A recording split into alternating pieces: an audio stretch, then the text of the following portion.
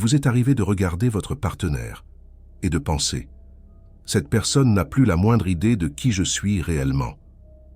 Vous vous êtes assis face à la personne que vous aimez, celle avec qui vous avez construit votre vie. Et vous vous êtes senti complètement seul, comme si vous parliez une langue qu'elle ne peut comprendre, comme si vous viviez dans un monde qu'elle ne peut voir. Ce n'est pas votre imagination. Ce n'est pas vous qui êtes difficile ou trop exigeant. C'est ce qui arrive quand une âme éveillée tombe amoureuse de quelqu'un qui n'est pas encore éveillé.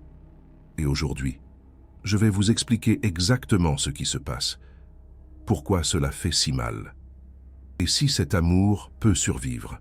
Mais avant cela, j'ai besoin que vous compreniez quelque chose qu'Eckhart Tolle enseigne depuis des années, quelque chose qui pourrait changer entièrement votre vision de votre relation. Tolle dit que les relations ne sont pas destinées à vous rendre heureux, elles sont destinées à vous rendre conscient. Laissez cela résonner en vous. Le but de votre relation n'est pas de vous combler, ce n'est pas de vous compléter, ce n'est pas de vous donner l'amour que vous estimez mériter. Le but de votre relation est de vous montrer tout ce qui est encore inconscient en vous. Et cela inclut la souffrance que vous ressentez actuellement. Parce que lorsqu'une âme éveillée aime quelqu'un qui n'est pas encore éveillé, quelque chose de très spécifique se produit. Une friction se crée, un fossé apparaît. Et dans ce fossé, les deux personnes sont forcées de confronter des parties d'elles-mêmes qu'elles auraient peut-être évitées à jamais. Ce n'est pas une erreur. Ce n'est pas une erreur cosmique. C'est peut-être exactement la raison pour laquelle vous êtes ensemble. Laissez-moi vous expliquer ce que je veux dire. Lorsque vous avez commencé à vous éveiller, quelque chose a changé en vous. Vous avez commencé à voir le monde différemment. Les choses qui comptaient avant ont cessé d'avoir de l'importance. Les choses qui vous satisfaisaient avant ont cessé de vous satisfaire. Les conversations qui vous semblaient normales avant ont commencé à vous paraître superficielles. Les activités qui vous enthousiasmaient avant ont commencé à vous paraître inutiles. Ce changement n'a pas été progressif. Il n'a pas été subtil. C'était comme si quelqu'un avait allumé la lumière dans une pièce où vous étiez assis depuis toujours, et que soudain, vous pouviez voir que la pièce était bien plus grande que vous ne le pensiez. Mais voici le problème. Votre partenaire n'a pas vécu ce même changement. Il est toujours assis dans l'obscurité, croyant que la pièce a la taille qu'il a toujours pensé qu'elle avait. Et lorsque vous essayez de décrire ce que vous voyez, il vous regarde comme si vous perdiez la tête. C'est le défi fondamental d'aimer à travers différents niveaux de conscience. Vous percevez littéralement des réalités différentes. Et essayer de partager une vie quand vous voyez des réalités différentes est incroyablement difficile. Mais ce n'est pas impossible. Tolle a parlé de cela à de nombreuses reprises. Il dit que lorsque vous réagissez à l'inconscience de votre partenaire, vous devenez inconscient vous-même. Mais si vous pouvez vous souvenir d'observer votre réaction, rien n'est perdu. C'est la clé. Pas de changer votre partenaire, pas de le réveiller, pas de le convaincre de ce que vous voyez, mais d'utiliser votre réaction à son inconscience comme une porte d'entrée vers une plus grande présence. Laissez-moi vous donner un exemple pratique. Votre partenaire dit quelque chose qui vous semble complètement inconscient. Peut-être qu'il se plaint de quelque chose de trivial. Peut-être qu'il se fâche à propos de quelque chose qui ne vous importe plus. Peut-être qu'il fait un commentaire qui montre qu'il n'a aucune compréhension de ce que vous traversez. Dans cet instant, vous avez un choix. Vous pouvez réagir, vous pouvez être frustré, vous pouvez vous sentir supérieur, vous pouvez vous éloigner, vous pouvez commencer à construire dans votre esprit un argumentaire expliquant pourquoi cette relation ne peut pas fonctionner. Ou vous pouvez faire une pause, vous pouvez remarquer votre réaction, vous pouvez sentir la contraction dans votre corps, vous pouvez reconnaître « c'est mon ego qui répond à son ego ». Et dans cette reconnaissance, quelque chose change. Vous n'êtes pas obligé d'être d'accord avec lui.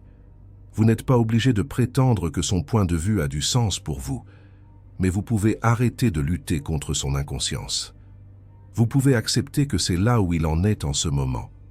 Et dans cette acceptation, vous pourriez trouver quelque chose de surprenant, la paix. C'est ce que Tolle veut dire quand il dit que l'acceptation complète de votre partenaire est le plus grand catalyseur de changement. Pas l'acceptation de son comportement, pas l'acceptation que les choses doivent rester telles qu'elles sont, mais l'acceptation de qui il est dans cet instant, sans avoir besoin de le juger ou de le changer. Cela semble simple, mais c'est l'une des choses les plus difficiles qu'un être humain puisse faire. Parce que quand vous êtes éveillé et que votre partenaire est endormi, chaque chose inconsciente qu'il fait ressemble à une attaque personnelle. Chaque conversation superficielle ressemble à un rejet. Chaque fois qu'il ne vous voit pas, cela confirme votre peur la plus profonde, que vous êtes seul dans ce voyage.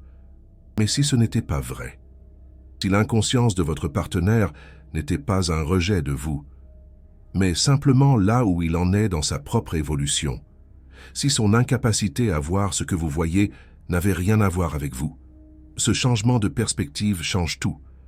Laissez-moi vous raconter une histoire que Toll a partagée un jour. Il parlait d'avoir observé deux personnes se disputer dans un café. L'une était clairement identifiée à son ego, défendant sa position comme si sa vie en dépendait.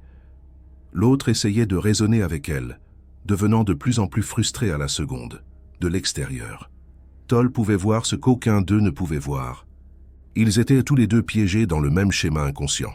Aucun n'était vraiment présent. Aucun n'écoutait vraiment. C'étaient deux égos exécutant la même danse que les égos exécutent depuis des milliers d'années. Et puis il a posé une question qui est restée avec moi. Et si l'un d'eux était soudainement devenu présent? Et si, au milieu de la dispute, une personne avait cessé de réagir et avait simplement observé ce qui se passait, toute la dynamique aurait changé. Pas parce que l'autre personne a changé, mais parce que la présence elle-même change le champ. Quand une personne cesse d'alimenter le schéma inconscient, le schéma commence à se dissoudre. C'est exactement ce qui peut se produire dans votre relation.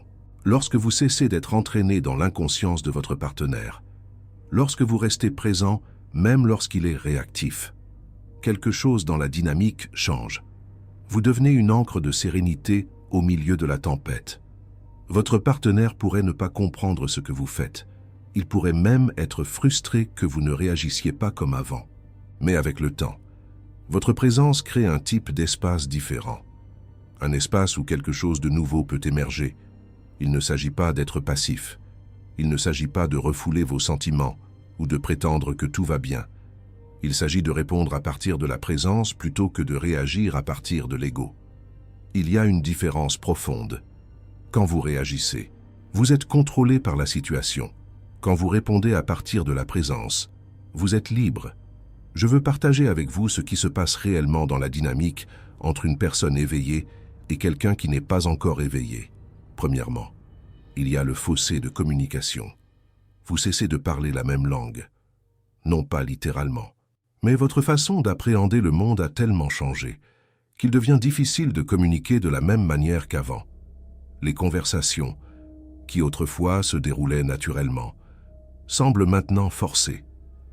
Les sujets qui vous liaient créent maintenant une distance. Vous pourriez essayer de partager ce que vous vivez. Vous pourriez essayer d'expliquer les changements qui s'opèrent en vous. Mais les mots sortent mal, ou ils sortent bien, mais votre partenaire ne peut pas les recevoir. Il ou elle entend les mots, mais ne comprend pas le sens qui se cache derrière. Ce n'est pas de sa faute. Ce n'est pas de votre faute. C'est simplement ce qui arrive lorsque deux personnes vibrent à des fréquences différentes. Deuxièmement, il y a la solitude. C'est peut-être la partie la plus douloureuse. Vous êtes en couple. Vous partagez peut-être même un lit chaque nuit. Mais vous vous sentez complètement seul, parce que la véritable intimité exige d'être vue. Et lorsque votre partenaire ne peut pas voir le véritable vous, lorsqu'il ou elle ne peut voir que l'ancienne version de vous, qui n'existe plus, l'intimité devient impossible. Cette solitude est différente de celle d'être célibataire. Quand vous êtes célibataire, vous savez que vous êtes seul, Lorsque vous êtes en couple avec quelqu'un qui ne peut pas vous voir, vous ressentez l'absence de connexion encore plus vivement. C'est comme avoir faim à une table pleine de nourriture que vous ne pouvez pas manger. Troisièmement, il y a le jugement. Et cela va dans les deux sens. Vous pourriez vous surprendre à juger votre partenaire pour son inconscience, pour ses préoccupations superficielles, pour son incapacité à voir ce qui est si évident pour vous.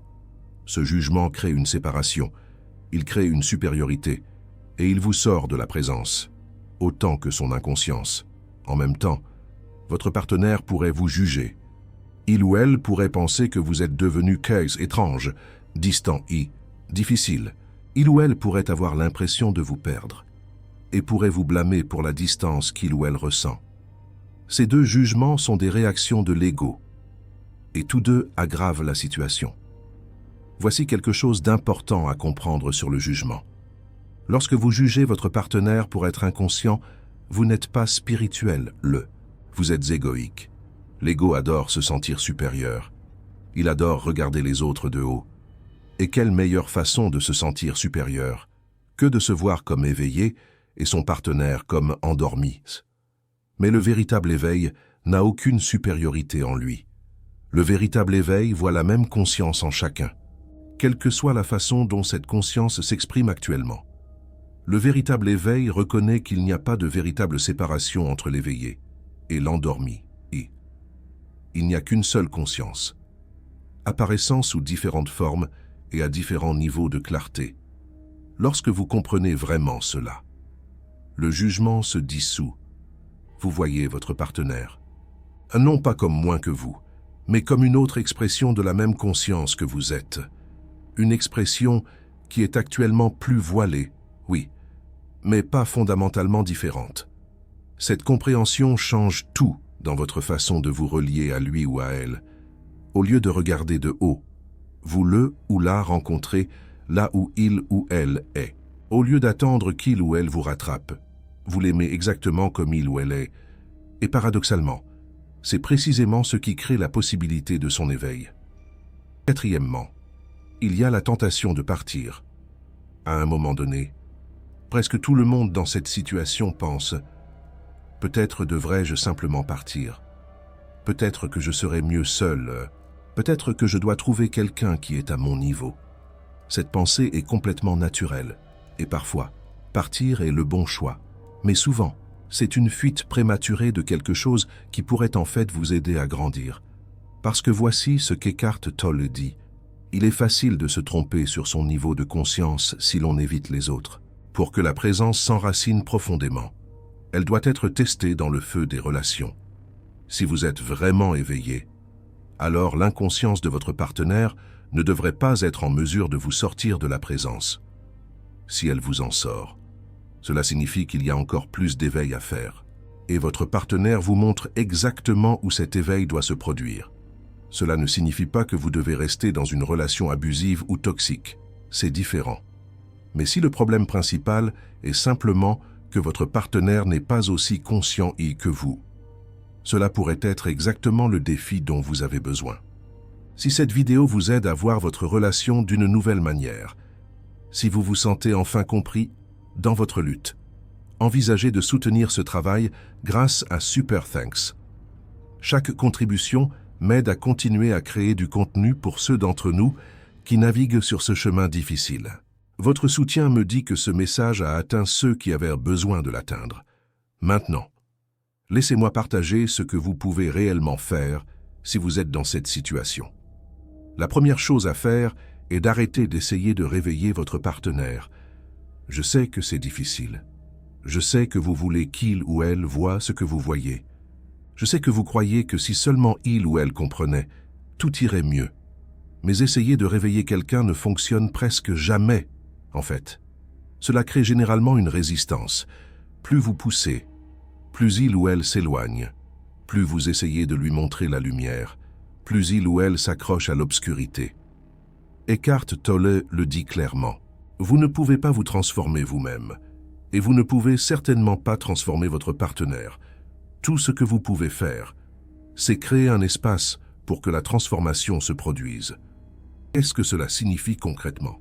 Cela signifie devenir tellement présent, tellement paisible, tellement ancré dans votre propre être, que votre présence elle-même devienne une invitation, pas une exigence, pas une conférence, pas un jugement, juste une présence calme et stable qui permet à votre partenaire de se sentir en sécurité. Quand les gens se sentent jugés, ils se défendent.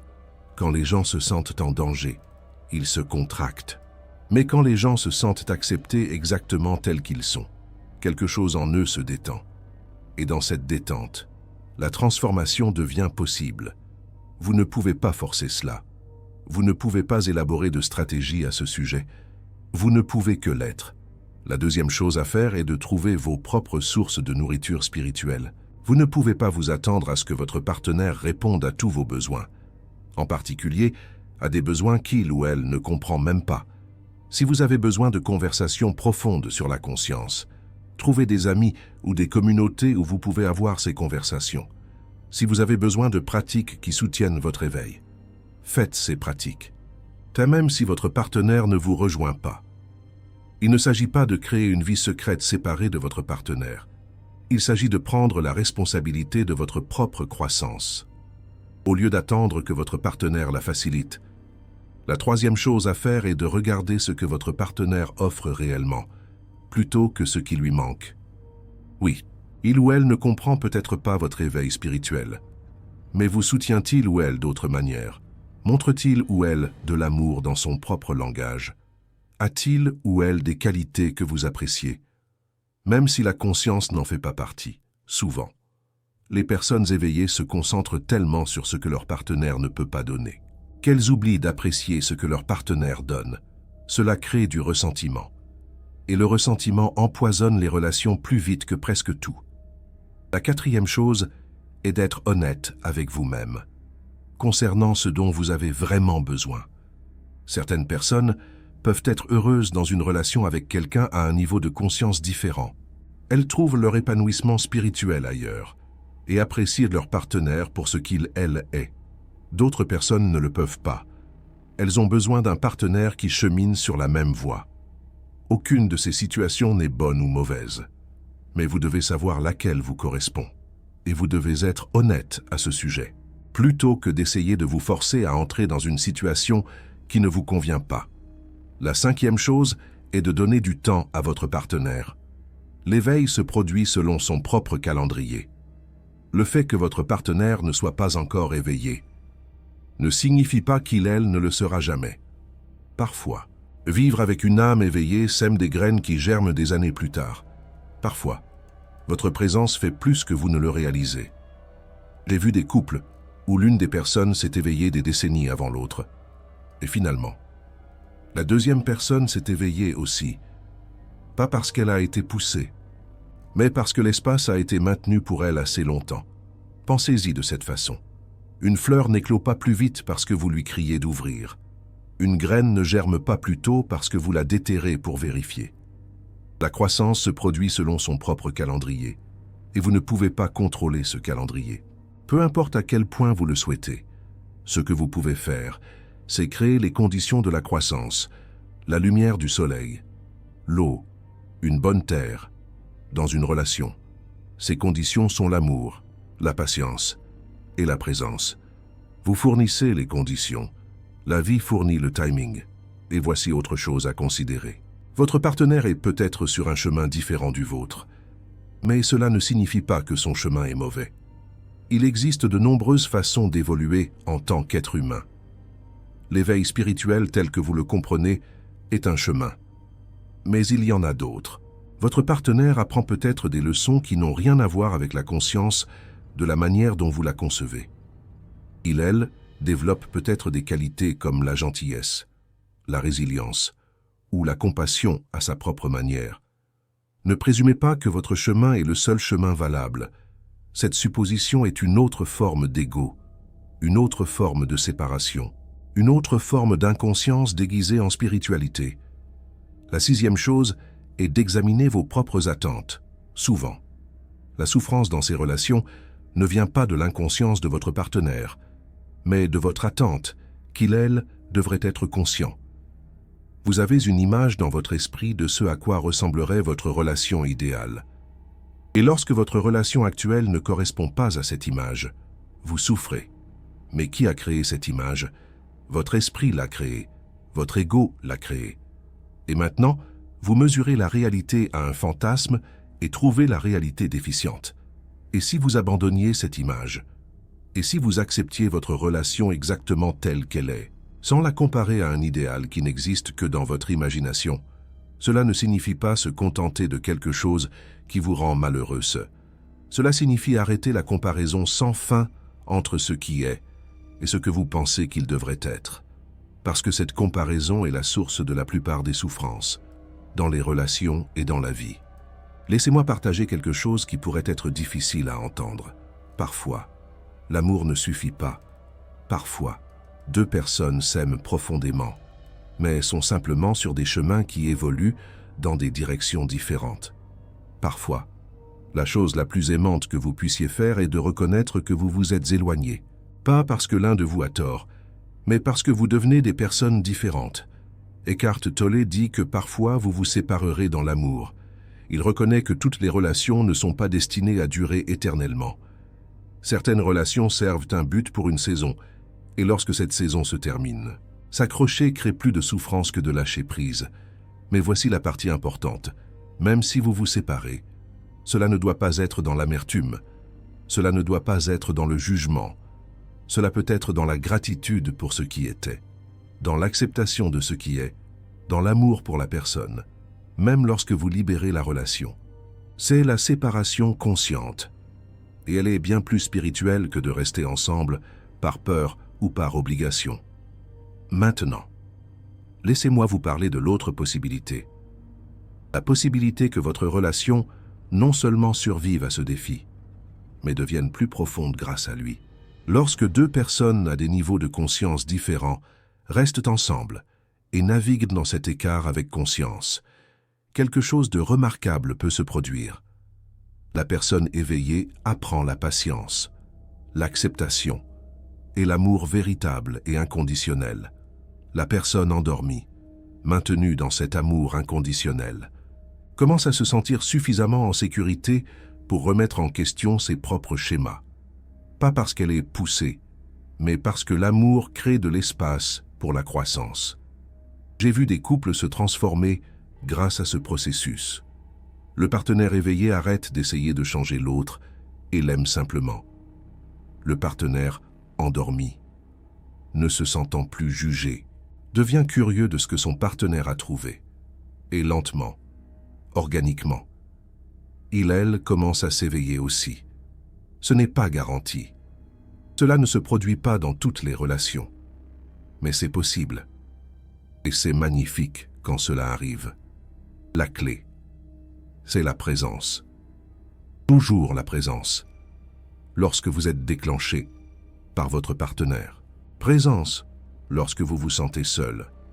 Présence lorsque vous voulez juger, contrôler ou vous échapper. Présence. La présence n'est pas un sentiment, ce n'est pas une pensée. C'est la conscience derrière tous les sentiments et toutes les pensées. C'est qui vous êtes vraiment. Et lorsque vous vous reposez dans cette conscience, votre relation se transforme. Pas nécessairement parce que votre partenaire change, mais parce que vous n'êtes plus en guerre avec ce qui est. Avant de terminer, je veux que vous vous souveniez de 3 choses. Premièrement, l'inconscience de votre partenaire n'est pas un rejet personnel de vous. C'est simplement où elle en est dans son propre cheminement. Séparer son niveau de conscience de votre propre valeur est essentiel pour votre paix. Deuxièmement, votre relation peut être une pratique spirituelle. Chaque frustration, chaque déception, chaque moment de solitude peut devenir une porte d'entrée vers la présence si vous le permettez. Les défis ne sont pas des obstacles à votre croissance. Ils sont le matériau même de votre croissance. Troisièmement, l'amour n'exige pas une conscience identique. Il exige l'acceptation. Il exige la présence.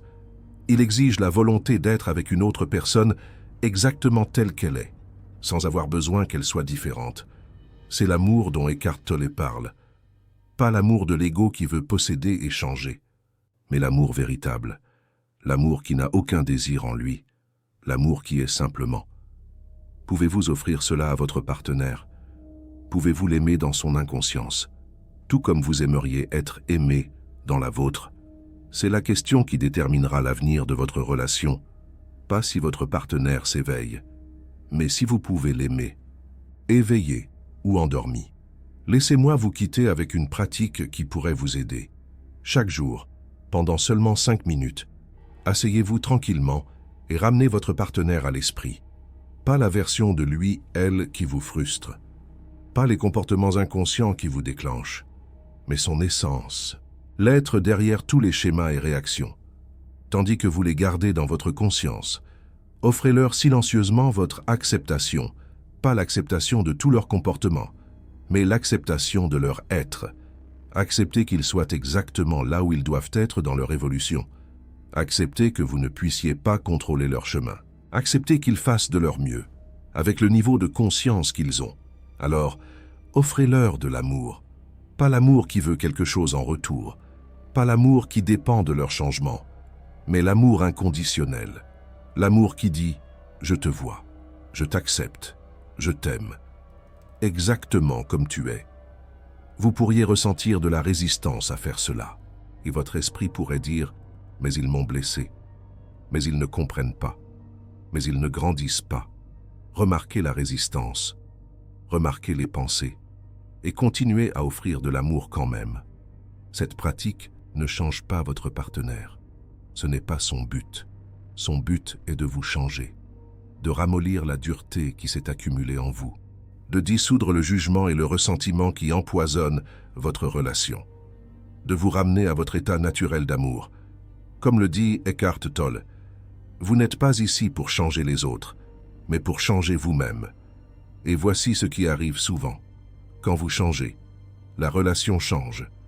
Pas parce que votre partenaire est différent, mais parce que vous vous rapportez à lui/elle différemment. Vous la voyez avec des yeux différents. Vous lui répondez depuis un endroit différent.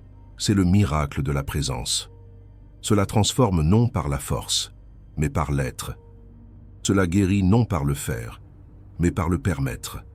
Votre relation peut être guérie, non en réparant votre partenaire, mais en vous guérissant vous-même, en retournant à la présence, en vous souvenant de qui vous êtes réellement, sous toutes les couches de blessures et d'attentes. Eckhart Tolle nous rappelle sans cesse que la clé réside en nous.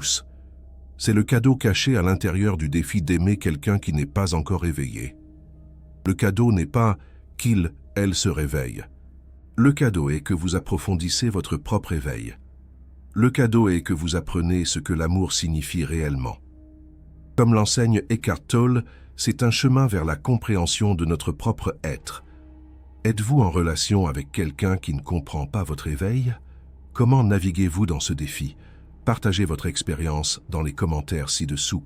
Votre histoire pourrait aider quelqu'un d'autre qui se sent seul dans cette lutte. Et vous pourriez découvrir qu'il existe toute une communauté de personnes qui comprennent exactement ce que vous traversez. Inspirez-vous des enseignements d'Eckhart Tolle pour trouver la sérénité dans cette situation. Rappelez-vous, vous n'êtes pas seul. Des milliers d'âmes éveillées à travers le monde font face à ce même défi en ce moment. Elles sont couchées à côté de partenaires qui ne peuvent pas les voir. Elles ressentent la même solitude, la même frustration, le même amour qui ne sait pas où aller. Mais elles trouvent aussi leur chemin. Elles apprennent à aimer à travers le fossé. Elles découvrent que la présence est le pont entre tous les niveaux de conscience. Et vous le pouvez aussi. Comme l'explique si bien Eckhart Tolle, la présence est la clé. Votre éveil n'est pas une malédiction qui vous sépare de l'amour. C'est une invitation à découvrir ce qu'est réellement l'amour. Eckhart Tolle nous encourage à embrasser cet éveil. L'amour appelle, même au milieu de la différence, même à travers les niveaux de conscience. Allez-vous répondre avec la présence? La présence, selon Eckhart Tolle, est la réponse.